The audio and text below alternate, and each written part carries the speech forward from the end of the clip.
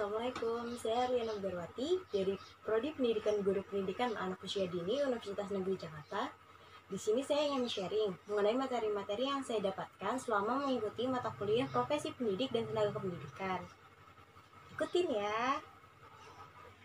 Pertama-tama kita akan mengawali dengan konsep profesi. Secara etimologi, profesi itu berasal dari kata profession yang artinya itu pekerjaan. Lalu, profesional itu adalah orang yang ahli atau tenaga ahli dalam bidang pekerjaannya atau profesinya. Lalu, profesionalism adalah sifat keprofesionalan seseorang, menurut John M. Eccles dan Hasan Sadli. Apa sih pengertian dari profesionalisasi menurut Kamus Besar Bahasa Indonesia? Menurut Kamus Besar Bahasa Indonesia, profesi adalah suatu bidang pekerjaan yang dilandasi pendidikan keahlian, seperti keterampilan, kejujuran, dan sebagainya. Lalu, profesional adalah yang pertama, orang yang bersangkutan dengan profesi atau orang yang memiliki profesi. Yang kedua, bahwa mereka memerlukan kepandaian khusus untuk menjalankan profesinya. Lalu yang ketiga, mengharuskan adanya pembayaran untuk melakukannya. Berarti orang tersebut harus mendapatkan gaji melalui profesinya. Lalu pengertian profesionalisasi menurut Kamus Besar Bahasa Indonesia bahwa proses membuat suatu badan organisasi agar menjadi profesional. Itu menurut Departemen Pendidikan Nasional tahun 2005. Kedua yaitu definisi dan tupoksi dari pendidik. Selanjutnya, kalian tahu nggak sih mengenai apa itu pendidik? Nah, kalau kalian belum tahu atau misalnya masih samar-samar, ayo kita bahas tentang pengertian pendidik. Menurut Undang-Undang Nomor 20 Tahun 2003, Pasal 1 Ayat 6, pendidik adalah tenaga kependidikan yang berkualifikasi sebagai guru, dosen, konselor, pamong belajar, widya iswara, tutor, instruktur, fasilitator, dan sebutan lain yang sesuai dengan kekhususannya, serta berpartisipasi dalam menyelenggarakan kependidikan. Lalu, kalau menurut Ahmad Tafsir dalam buku Aliyah tahun 2018, pendidik dalam Islam adalah orang-orang yang bertanggung jawab terhadap perkembangan anak didik, baik potensi afektif, potensi kognitif, ataupun potensi psikomotorik. Lalu, kalau menurut Hendra Nur Cahyo dalam jurnalnya, pendidik adalah petugas atau orang atau warga masyarakat yang langsung berhadapan dengan peserta didik atau warga belajar dalam rangka melakukan proses pendidikan atau proses pembelajaran. Selanjutnya adalah tupoksi atau tugas pokok dan fungsi pendidik. Dalam buku Pengelolaan Pendidik dan Tenaga Kependidikan, karya Rusi Rusmiyati Aliyah tahun 2018 dijelaskan mengenai beberapa tugas dan tanggung jawab pendidik menurut Hamzah Nur. Yang pertama, bahwa guru itu bertanggung jawab sebagai agen pembelajaran yang memotivasi, memfasilitasi, mendidik, membimbing, dan melatih peserta didik sehingga menjadi manusia yang berkualitas. Lalu yang kedua itu ada dosen. Dosen ini juga bertugas dan bertanggung jawab sebagai agen pembelajaran yang memotivasi, memfasilitasi, mendidik, membimbing, dan melatih peserta didik pada jenjang pendidikan tinggi sehingga manusia dapat menjadi berkualitas yang mengaktualisasikan potensi kemanusiaan secara optimum dan dapat melakukan penelitian untuk pengembangan ilmu, teknologi, dan atau seni atau ipteks, serta melakukan pengabdian ke masyarakat. Lalu yang ketiga itu ada konselor, di mana mereka bertugas dan bertanggung jawab memberikan layanan bimbingan dan konseling kepada peserta didik di satuan pendidikan pada jenjang pendidikan dasar, menengah, dan atas atau tinggi. Lalu yang keempat ada pamong belajar.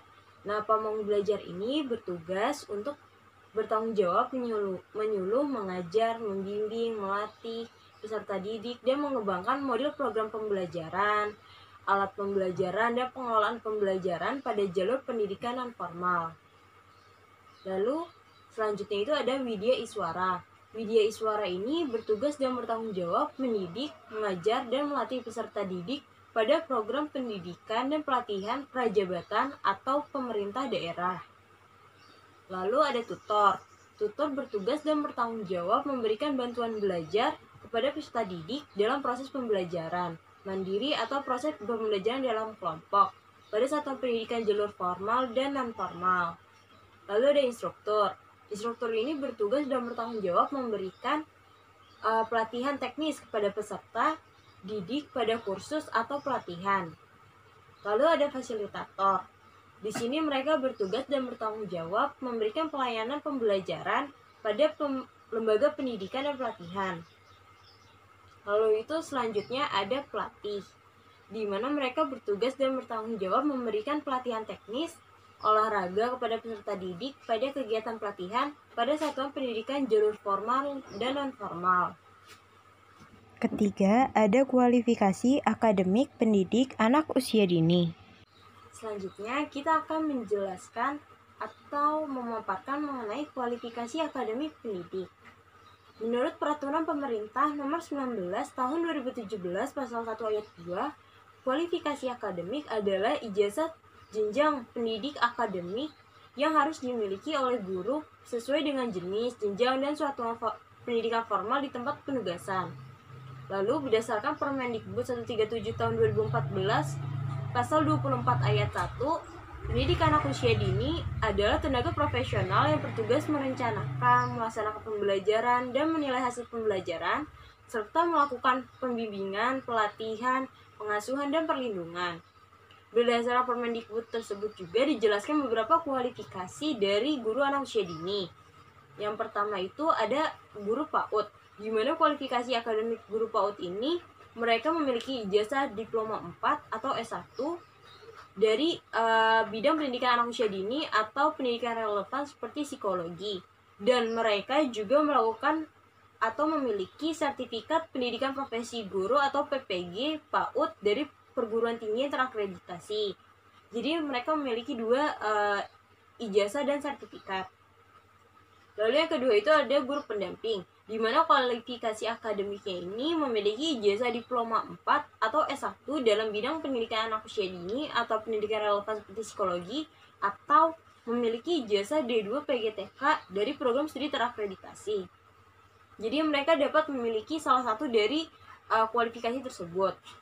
Lalu yang ketiga itu ada guru pendamping muda, di mana mereka ini dapat memiliki ijazah kelulusan dari sekolah menengah atas atau SMA dan memiliki sertifikat pelatihan pendidikan kursus PAUD dari lembaga pemerintah yang kompeten. Keempat, ada kode etik guru. Selanjutnya itu ada kode etik guru Indonesia. Berdasarkan Kongres ke-21 Persatuan Guru Republik Indonesia tentang kode etik guru Indonesia, dijelaskan ada beberapa kewajiban yang harus dipenuhi oleh guru. Yang pertama itu adalah kewajiban guru terhadap peserta didik. Yang kedua itu ada kewajiban guru terhadap orang tua atau wali peserta didik. Yang ketiga ada kewajiban guru terhadap masyarakat. Yang keempat ada kewajiban guru terhadap teman sejawat. Yang kelima ada kewajiban guru terhadap profesi. Yang keenam ada kewajiban guru terhadap organisasi profesi. Yang ketujuh ada kewajiban guru terhadap pemerintah. Total dari semua pasal di Kode Etik Guru Indonesia ini terdapat ada 9 pasal. Di 7 kewajiban guru dari hasil Kongres ke-21 ini tentang Kode Etik Guru Indonesia, saya ingin mereview 2 kewajiban guru. Yang pertama itu ada terhadap peserta didik, dan yang kedua itu ada di lingkungan masyarakat. Untuk peserta didik, yang pertama ini, guru harus dapat bertindak secara profesional dalam melaksanakan tugasnya. Lalu yang kedua, guru harus dapat memberikan layanan pembelajaran berdasarkan karakteristik individual serta tahapan tumbuh kembang kejiwaan peserta didik. Jadi jangan sampai kegiatan yang dibuat guru ini tidak sesuai dengan karakteristik siswa ataupun tahap perkembangan anak. Yang ketiga, guru harus dapat juga membuat kegiatan yang menyenangkan sehingga proses pembelajaran juga dapat berjalan secara optimal. Lalu yang keempat, guru harus dapat menghormati martabat dan hak-hak serta memperlakukan peserta didik secara adil dan objektif. Lalu yang kelima, guru harus dapat melindungi peserta didik dari segala tindakan yang dapat mengganggu perkembangan, proses belajar, kesehatan, dan keamanan bagi peserta didik. Lalu yang keenam, guru harus menjaga kerahasiaan peserta didik kecuali dengan alasan yang dibenarkan berdasarkan hukum, kepentingan pendidikan, kesehatan, dan kemanusiaan. Yang ketujuh, guru harus dapat menjaga hubungan profesional dengan peserta didik dan tidak memanfaatkan untuk keuntungan pribadi atau kelompok dan tidak melanggar norma yang berlaku.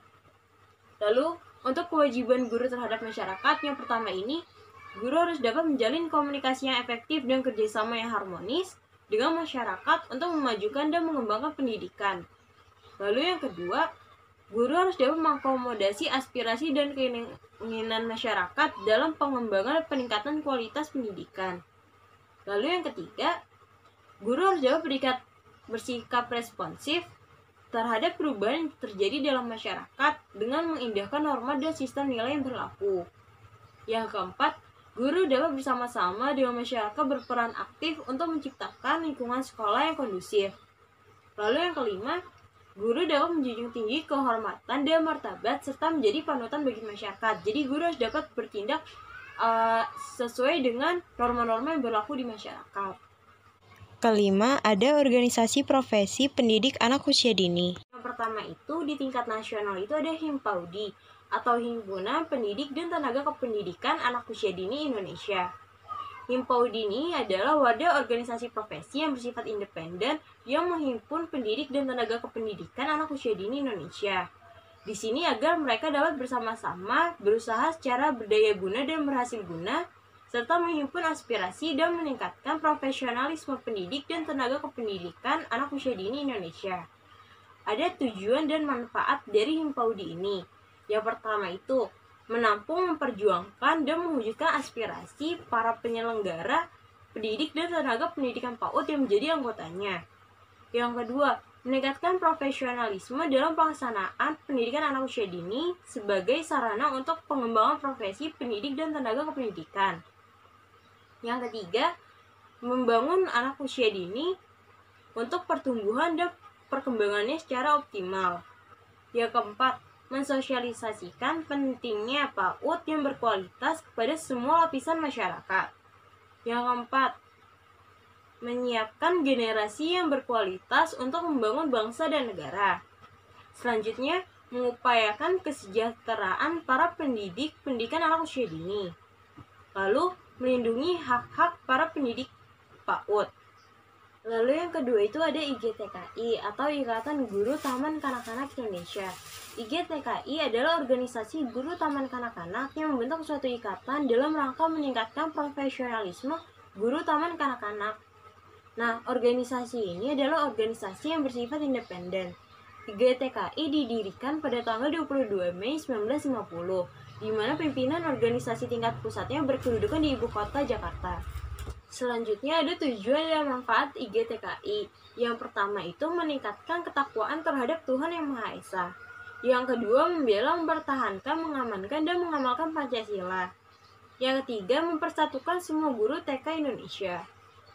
Lalu yang keempat, mengadakan hubungan organisasi atau kerjasama dengan lembaga-lembaga pendidikan terkait dan organisasi kemasyarakatan pada umumnya dalam rangka peningkatan mutu pendidikan TK. Lalu yang kelima, membela, mempertahankan, dan mengembangkan sistem pendidikan nasional. Yang keenam, membina dan mengembangkan kebudayaan nasional. Yang ketujuh, membina dan mengembangkan mutu kader organisasi. Yang selanjutnya, mempertahankan fungsi TK sebagai lembaga anak usia dini dalam pendidikan jalur formal. Lalu, melaksanakan pendidikan TK dengan sesuai dengan usianya. Membina dan meningkatkan usaha kesejahteraan guru dalam arti luas. Selain Himpaudi dan IGTK, juga ada IGRA atau Ikatan Guru Raudatul Atfal, di mana gabungan dari kepala dan guru Raudatul Atfal, Bustanul Atfal, Tarbiyatul Atfal, dalam rangka menyamakan visi, misi, dan persepsi dalam penyelenggaraan pendidikan prasekolah di lingkungan Departemen Agama. Nah, tujuan dari IGRA ini yang pertama menyamakan visi, misi, dan persepsi RA, BA, dan TA.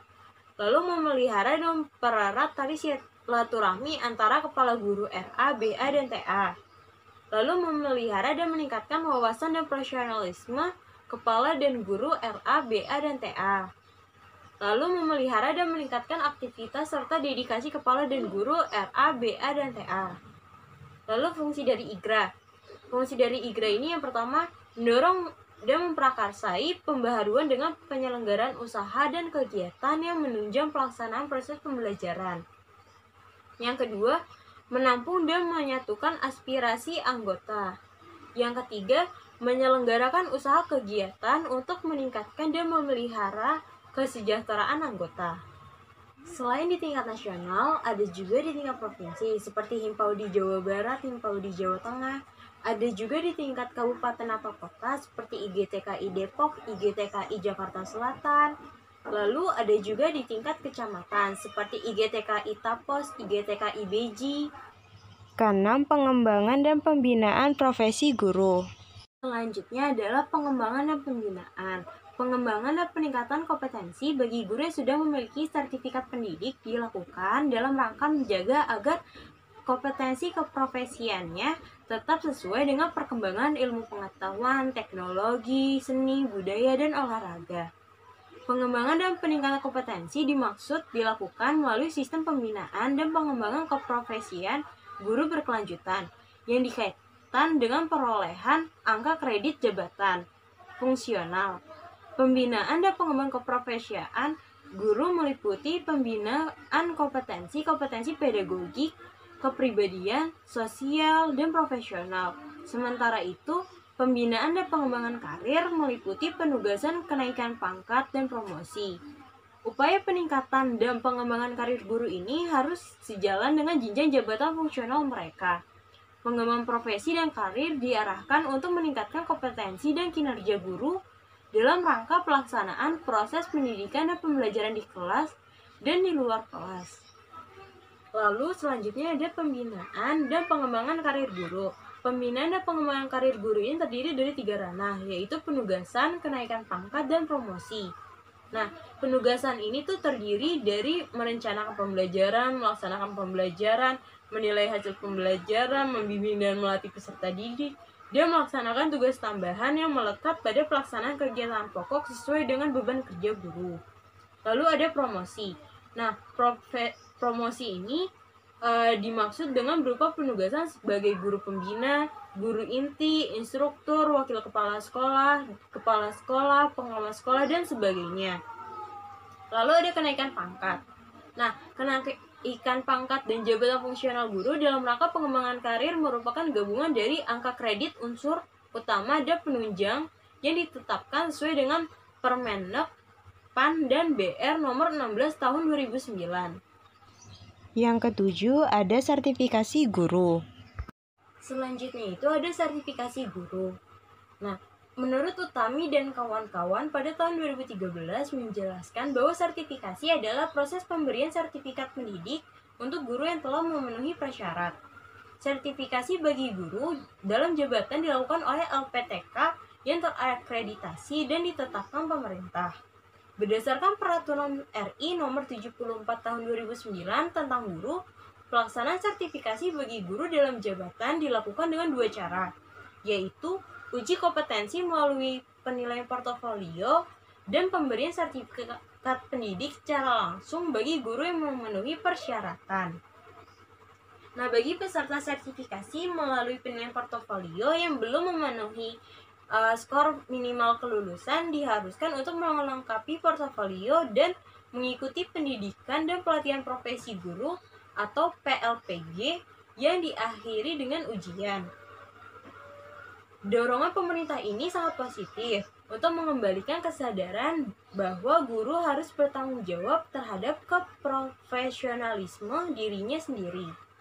Dengan adanya tuntutan untuk peningkatan kualitas profesionalisme guru, maka guru harus selalu berusaha melakukan hal-hal sebagai berikut. Yang pertama, guru harus selalu memahami tuntutan standar profesi yang ada, yaitu guru selalu berupaya memahami standar profesi yang ada dan ditempatkan sebagai prioritas utama jika guru ingin meningkatkan profesionalismenya.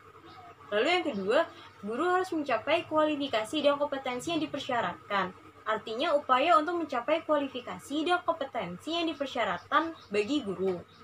Yang ketiga, guru harus selalu membangun hubungan kesejawatan yang baik dan luas termasuk lewat organisasi profesi. Yang keempat, guru harus mengembangkan etos kerja dan budaya kerja yang mengutamakan pelayanan bermutu tinggi kepada pengguna pendidikan, yaitu seperti peserta didik, orang tua atau wali peserta didik. Yang kelima, Guru harus selalu mengadopsi inovasi atau mengembangkan kreativitas dalam pemanfaatan teknologi komunikasi dan informasi mutakhir agar guru senantiasa tidak ketinggalan zaman dalam kemampuannya mengelola pembelajaran. Itu adalah 5 persyaratan yang harus dimiliki guru untuk meningkatkan keprofesionalismenya. Terima kasih untuk teman-teman yang sudah menonton video ini. Ditunggu untuk video selanjutnya dan jangan lupa ditonton. Dadah!